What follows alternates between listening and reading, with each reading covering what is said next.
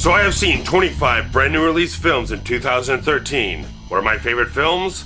Well, stick around and find out as I count down my top 15 out of those 25 right here, right now.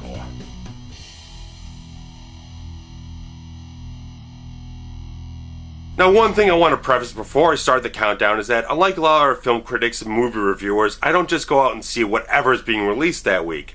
I wait and see films that have a certain appeal to me. I see a trailer or whatever marketing materials are out there, and it seems like this film appeals to what I like in a film.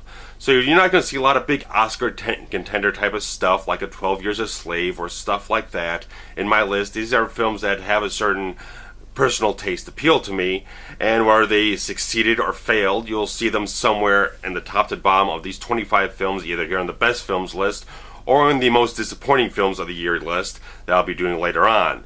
But let's start out this list with a bit of a lesser known type of film that got a very limited release. It's a Jason Statham movie starting at number 15 called Redemption. It's a very good emotional drama where Jason Statham plays a war veteran who comes back to the streets of London trying to put his life back together, kind of atone for a couple of things, gets involved in criminal activities, and gets involved with a very strong, very solid romantic subplot in the film that I thought was very much the strongest point in the whole film. There wasn't a great film. There was a couple of scattered plot lines. Didn't feel like it was as tightly cohesive as it possibly could have been. But I thought it was very well directed. It looks very, very, very, very good. Very well acted. Statham shows a lot of good, strong emotional range that shows he has a lot more to offer than his typical action movie genre stuff, and it shows a lot of good stuff from a lot of these people in this film.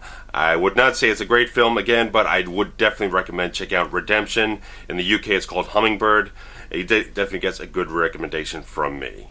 And number 14 on the list is Thor the Dark World. That is a very good sequel that had a lot of the fun and entertainment value and levity and charisma and everything that the first film had.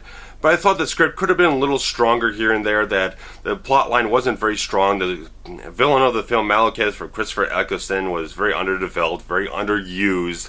And it just felt like another building block to another Avengers film in certain ways, that they could have strengthened up the story, getting a little bit more substance in there with the characters and everything. I just made it more of a standalone film instead of trying to be another building block to another Avengers type of film. But on its own, I thought Thor the Dark World was a definitely good sequel. I liked it, but it could have been significantly better, and I could have had a lot more fun with it if it was a little better executed here and there. Number 13, which might seem a little odd that I'm putting this ahead of Thor the Dark World, but I had an absolute blast with Bullet to the Head. I absolutely did. When I saw this film, the first film I saw this year, I just had an absolute blast. It is a weak film, weak script. The co-star Sung Kang, who probably is a pretty good actor, is left with a very weak character to portray opposite Stallone, and Stallone really does carry the film in a lot of ways. He's a really fucking badass thing. Jason Momoa as one of the bad guys in this film is so badass, so awesome. Stallone and him do a great job in the film. There's a lot of fun to be had. It's not nearly anything that's the best of anyone in this film. Not nearly the best of Stallone's work, not nearly the best of Walter Hill's work. But I had an absolute blast. It was a lot of fun. I just had a lot of fun with this film, flat out. That's all I really have to say to defend myself, to put it at this spot in the list. Thor the Dark World might be a better quality film, but Bullet to the Head, I just had a lot of fun. It was just a straight up big, fun, stupid action movie. I enjoyed it for what it was.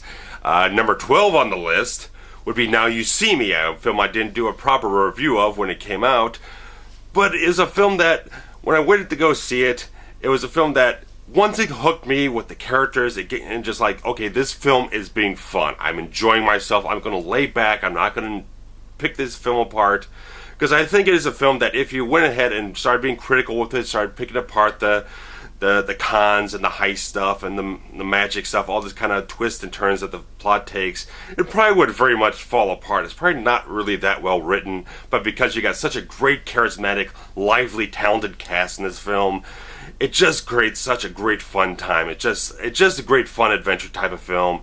Magic and capers and heists and all that kind of stuff, and deceptions and mysteries. It's just a big fun type of film that I thought was a very well executed thing from Louis Leterrier, who also did The Incredible Hulk, which I also very much enjoyed. I thought Now You See Me was a big fun film that really was kind of a bit of a sleeper hit when it came out. No one expected it to be big, but it did a lot of good business at the box office. I'm very proud of that. I'm very glad of that. I thought it was a very fun, enjoyable type of thing that you can just have a lot of fun with. I thought the ending of the film was a little lackluster. Could have had the twist at the end, revealing who is the benefactor of the Four Horsemen, this magician group in the film. Turned out to be, could have been a little bit more, better built up, better set up in the film, but overall, it was a fun time. I would definitely recommend check out Now You See Me if you haven't already. Number 11 on the list is American Hustle. Now, why is this big critically acclaimed film that's being heralded as one of the best of the year, getting all these award nominations and everything, so far down on my list? Well, let me first say off that I thought the film did a lot of things incredibly well. The performances are absolutely fantastic. Christian Bale, Bradley Cooper, Amy Adams, Jennifer Lawrence, everyone who's in this cast does an incredible, fantastic, amazing job with everything that they have to work with. I thought the film was very well shot, it was well made, a lot of good things in this film. I thought the comedy was sharp, witty, great stuff, and it had me laughing. I thought the character emotional drama was extremely well done. My problems, though, start with the fact that you go from all this sharp, fast, witty comedy dialogue scenes to all these very slow-paced, low, quiet character drama scenes, and the transitions are very, very stark. It just feels like you're very far up, then you're very far down. Just like that, within a snap of the fingers, cut from one scene to the next, it's way up here, then it's way down here. It didn't feel like it had as much cohesive, natural narrative flow as it could have as well, I thought. Because David O. Russell has gone on to say that he hates plots, he loves characters. And that really does show here, because the plot and storyline of the film is very, very loose. There were certain times in the film like, I have no idea where this film is directing itself to go in a storyline type of way. It's like it's just kind of meandering around with these characters, just having scenes with the characters doing things, but it's not actually servicing a plot. It's not driving a plot forward. I do very much like a character drawing, but you have to have a certain direction, a certain momentum going somewhere. In certain places, it just felt like it was kind of stalling out and not going too many places. But American Hustle was very entertaining up to a certain point. There's just that start and stop type of thing where you got a lot of momentum, a lot of fast-paced, witty dialogue going on, then it just slows down for the next 5, 7, 8 minutes or whatnot for these slow character drama scenes where both things are done extremely well. They just didn't flow as well together as they possibly could have. I thought the film could have been tightened up in certain places to make it just a little more snappy, a little more punch to the whole thing. But overall, I thought it was a very well executed film. It just didn't quite do it for me quite so much. Number 10, we're getting to the top 10 here. These are the films that I really enjoyed a hell of a lot. Number 10, Pacific Rim.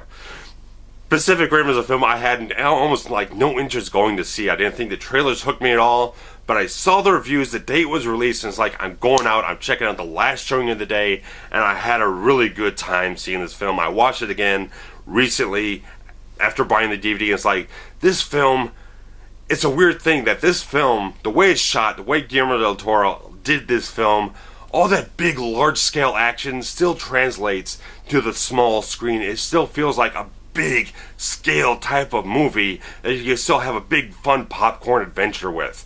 I thought Charlie Hunnam, who is supposed to be the lead of the film, wasn't quite as charismatic as he possibly should have been to really kind of get a lot hook in the emotional connection for an audience. But overall, I thought there was a lot of good stuff in this film. I thought Idris Elba was great, Ron Perlman, obviously, Charlie Day. There's a lot of good actors in this film. I thought the film was beautifully shot. Guillermo del Toro does a lot of great stuff with his cinematography, just these big, colorful, vibrant films. I thought this was the best Guillermo del Toro film I've seen, which I've also seen Hellboy and Blade 2. I thought this was way better than either one of those films. I had a lot of fun with this movie. I thought it did everything just right. It's a lot of fun. I definitely say this is one of the best popcorn action films of the whole year. Edges that out just a little bit because it was just a little bit more fun for me. It's a film that I did not do a review of because I saw it about a month after it was released, and that was Two Guns. Now, this isn't really kind of an original type of action movie, buddy cop stuff, but it was a lot of fun. There's a lot of great cast chemistry in this film, a lot of charisma between Mark Wahlberg and Denzel Washington. The work there is so greatly. I love that these two kind of very highly acclaimed dramatic actors just decided to lay back and do a nice, fun type of action movie type of thing. It was just a breath of fresh air, more or less.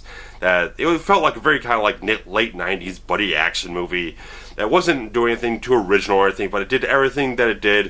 It had a lot of heart, a lot of charm, a lot of passion behind it. Like, the people who were making this film really enjoyed what they were doing and put a lot of effort into making it just a big, fun, exciting, entertaining package that I just had a whole bunch of fun with. I just found it just a little bit more fun than Pacific Rim because the chemistry and charisma of all the actors that I had in this film, I thought it was a great piece of work.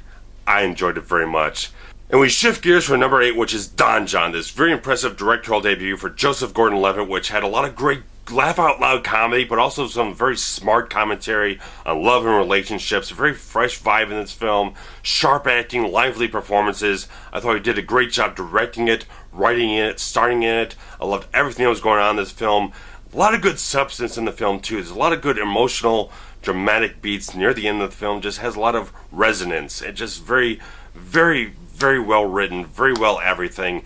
He should get a lot of good recognition and praise for this film. I thought he had a really good thing on his hands, and he did a great job doing it. I would highly, highly, highly recommend checking out Don John. And number 7 is the most divisive film of the year, which is Man of Steel. Now, I know people have torn this film apart, ripped it limb from limb, and hated it up and down all around. I enjoyed Man of Steel. Admitting my expectations for a modern-age Superman film, I thought Henry Cavill was a very good Superman, that he embodied that earnest sense of genuine hope and sincerity that Superman is supposed to have. And I loved his powerful physical presence in the film. He finally felt like a Superman that's supposed to look and feel like Superman in a physical sense. Now, the film is much more concerned with story over character. I thought there were certain moments that it could have taken to expand and develop the character of Superman a little bit more, but I love Michael Shannon's Zod. I thought he was fucking amazing, fantastic, badass villain. I like the Amy Adams, Lois Lane romantic connection in the film. I know there's a lot of stuff in this film that didn't meet with expectations for a lot of people. It didn't match what they wanted for a Superman film, but for me, it is what I wanted, a nice fresh take on the material. And I don't think anyone could really dispute that Hans Zimmer's score is absolutely amazing. Every time I hear this score chime in that film, it just elevates me to a whole nother level. There's such a great breath of majesty and that sense of hope, but just that epic quality to it. It's very different from that John Williams score, which is still amazing, fantastic, iconic stuff, but this score just hits me on such a deep, personal level. Just amazing, and it just elevates that film just a little bit more for me every single time. But number 6 on the list, The Place Beyond the Pines. It's a film that I put it on this list. I wasn't going to put it on this list for the longest time because it's just not quite my type of movie, but I put it on the list because I respect the artistic merit of this film, the quality of artistic integrity and talent that was put into The Place Beyond the Pines. This film that has a lot of deep emotional drama and has a very unique structure to it, that it follows 3 different sets of characters in this film that follow along this certain storyline, certain plot line that I felt Ryan Gosling's part of the film was definitely the strongest, the edgiest, the most adrenaline popping type of thing, with him robbing banks and everything, trying to take care of this child that he didn't know he had. So he's trying to do things right for the child and everything, build a future for the child and everything. And there's a lot of good stuff. Bradley Cooper is great in the movie as this cop trying to battle corruption and later being a politician later on. There's a lot of good stuff in this film that's just such a great artistic, emotional, dramatic masterpiece of sorts that not entirely perfect. I thought the last section of the film was a little weaker, a little odder, a little less than the what came before it. But I'm putting Place Beyond the Pines at number 6 on this list because, even though it wasn't quite my type of film, wasn't quite to my appeal, I still saw it because it had a lot of great a lot of great reviews, a lot of great word of mouth going into it. So it's like, I want to go see this movie. If it is this good, I want to be able to experience it in a certain way. I saw it in the theater, and I respect the quality of this film immensely on every single level possible. It was very, very breathtaking in that sort of sense. I very much handed to this film. It definitely deserves all the praise and recognition it deserves, and it really should probably get some awards nominations, but we'll see what happens when the time comes. Moving in the top 5 is really just, that's the cream of the crop for me. These are the films that just did something extremely great for me. That just, I was going to put Place Beyond the Pines at number 5, but it's like, the top 5 is my sacred set of films that starts with The Wolverine. Who would have thought at the beginning of the year I would have put Wolverine as the best comic book movie of the year for myself? The Wolverine, because I've seen the extended cut too. I bought it off iTunes. I have it. I've seen it. There's some great stuff in that thing. But the Wolverine, for whatever reason, it just, one, they finally got Wolverine right in every single sense. The substance of the character is there finally. Hugh Jackman does his best performance ever, just as an actor and as that physical Wolverine animalistic raw presence. There's some great story, and I like the film that it focuses on the damn characters more than action. That the action in the film services the plot that it has going on. Not saying the film is perfect. There's like the Viper character is a little cheeky. He's not quite very good. The actress doesn't do all that good of a job in the film, but there's such a great supporting cast in this film. I love Hugh Jackman's Wolverine. It's so damn good. It just, when I watched this film again a few weeks ago, just like, this really entertains the hell out of me. I love it when Wolverine, unleashes the claws and he's in that samurai sword fight. There's so much great stuff in this film. I thought James Mangold just did the right thing at the right time. I didn't even have high expectations going into the film, but when I saw it, it's like, this is very impressive. There's a lot of good stuff in this film. The extended cut does a couple of extra things. They get the ninja fight in there finally. There's a little bit of CGI blood, but you get Wolverine battling some ninjas. There's a lot of good stuff. I really, really like the Wolverine. I think it's the best X-Men film that's been made, hands down. I think it's a fantastic piece of work. You should definitely see it if you haven't seen it. Wolverine, the best portrayal of Wolverine live action that there has been yet. Flat out great stuff. But number 4 on the list, the fucking Conjuring. This movie scared the living shit out of me, to where the fact that for 5 minutes after this film was over, my heart couldn't stop pounding in its chest. James Wan shows an amazing, fantastic artistic quality and restraint as a horror movie director. He doesn't just throw everything at the fucking screen like all these other directors are. They just want to bombard you with shit, all this gross stuff, all this just throw everything at you and just try to shock the shit out of you. James Wan creates a great atmosphere of suspense and tension in this film that is just gets right under the skin and just pounds the heart right out of your chest. And he does a great job with all the actors. I love that the film has a lot of character substance, a lot of substance with the characters in the film. It's not just about scares, it's about building up the characters where you feel for these characters when these things are happening to them. And Patrick Wilson and Vera Farmiga are excellent in this film all the way through as the Warrens. They do a fantastic, great job. There's just great stuff from top to bottom, start to finish, all over this film. There's just such a great handling of that suspense and tension that he uses every skill in the book to such a great, perfect degree that it hits the horror on the right moments, at the right beats, in the right degrees at certain moments. It does a fantastic job. It's one of the best horror movies I've seen in forever. Conjuring, absolutely positively, yes. Number 4 on the list. Number 3, Scorsese, The Wolf of Wall Street. 3 hours long, and it engaged my attention the entire goddamn way. A lot of people are having a lot of polarizing opinions about this film, but you know what? I enjoyed it thoroughly. It is based on a true story, so a lot of people are criticizing it on that level, that there's not a lot of moral prosecution about Jordan Belfort in the movie, but my thing is that if Scorsese tells a good amount of truth about this film, about what happened to this character, this person, what happened to him, what he did, then it's truth. That he's depicting it in as much of a truthful light as you can expect from cinema. If he's doing that, then he's doing his job. That he's not trying to bend the facts and trying to twist reality to say that make this a prosecution of the guy, persecution of the man. Regardless of that, putting that out of context, the film is just amazingly entertaining from start to finish. It's hard to make a 3-hour-long comedy that constantly engages your attention, even when there are moments of drama in there, which I thought Scorsese handled the transition between the comedy and the drama a lot better than was American Hustle. I thought he did a lot better job than that. It was a lot more, much smoother, much more graceful, a lot more almost incognito, that you can't even tell that, not even aware of it when it makes that switch, that change in tone and whatnot. And the movie just has such, there might be a lot of long comedy bits in this thing, but it's such great and hysterical material that I could not imagine how you could possibly bring yourself to cut any of this stuff down. And even Leonardo DiCaprio does a fantastic, amazing, charismatic, explosive job in this film. Amazing, wall to wall, start to finish. Even Matthew McConaughey, who was only in the film for about 10 minutes, he kind of comes in, steals the show right at the beginning of the film, and just leaves. He's just gone. It's just fantastic. Just there's so much great stuff.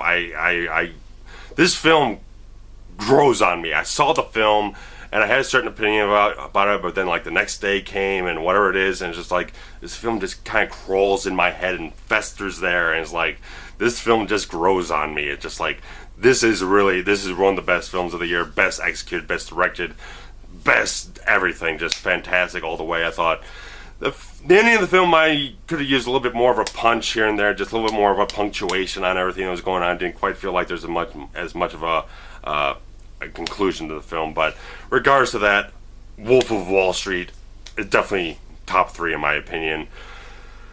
Top number 2 needs a little bit more of an explanation because I love action movies. This was the best action movie of the year to me. This is exactly what I want from an action movie. Olympus Has Fallen. This whole die-hard clone of a Secret Service agent trying to just rescue the president in the White House. I love this fucking movie.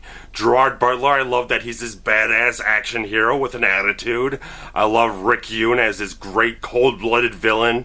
There's just such a great bombastic, hard R, badass fucking action in this movie. Just like this movie entertains the living shit out of me. I watched it 4 times this year. I've been to the theater twice to see this. I love Olympus Has Fallen. This movie is just so much goddamn fun to me. It's just like, oh yes, Olympus Has Fallen, damn it. I love this movie. I can't say it enough. I love the hell out of this fucking movie. Just, it entertains me from start to finish. I love everything that was done. Antoine Fuqua did a great job directing. The CGI is not all that great, but I can't fault the film that much because it's so much goddamn fun, so goddamn entertaining. It's the exact type of action movie that I fucking enjoy. That's why it's number 2. That's why it beats out Scorsese, it beats out The Conjuring, beats out all this other stuff, because I enjoyed it so goddamn much, over and over again. What else can I say about it?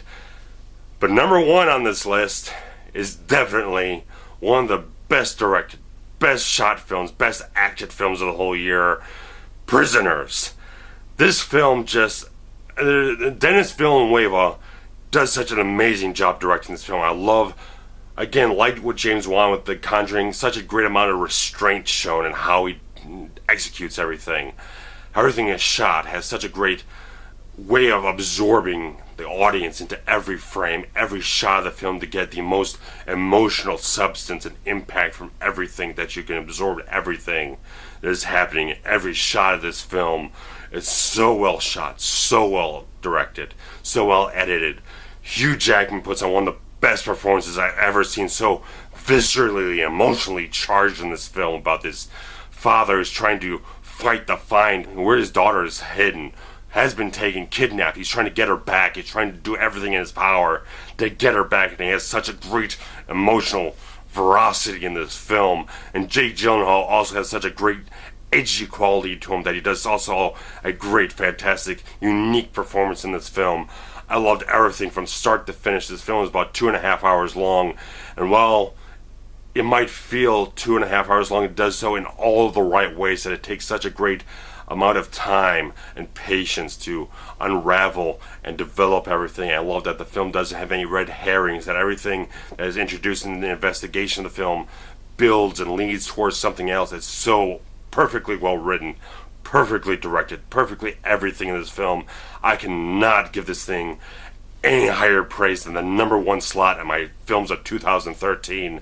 I thought this film was perfect from start to finish, all the way through, and engaged my attention every single second that was going through it, and it just constantly impressed me with how much emotion was put forth on screen in this film. Prisoners is absolutely one of the absolute best films I've seen in years, and Denis Villeneuve definitely goes right on the top of my watch list to see what else this guy is looking to get done in the near future, see what else he can execute that it can impress me as much as this film. And That's all I've got for you for 2013 and the best of the films list. You'll soon see me with my most disappointing films of the year. 10 of them that didn't quite measure up to what I expected, and some films that really kind of got a bit of a strong and negative emotional reaction from myself, but they'll be coming up in time. What were your favorite films of this year? Post your comments below, post your list below. Do you agree with any of the things I put on here? Do you have any kind of disagreements? Go ahead, post your comments, hit some like button, subscribes, all that kind of stuff, and I'll see you in 2014. Take care. Bye.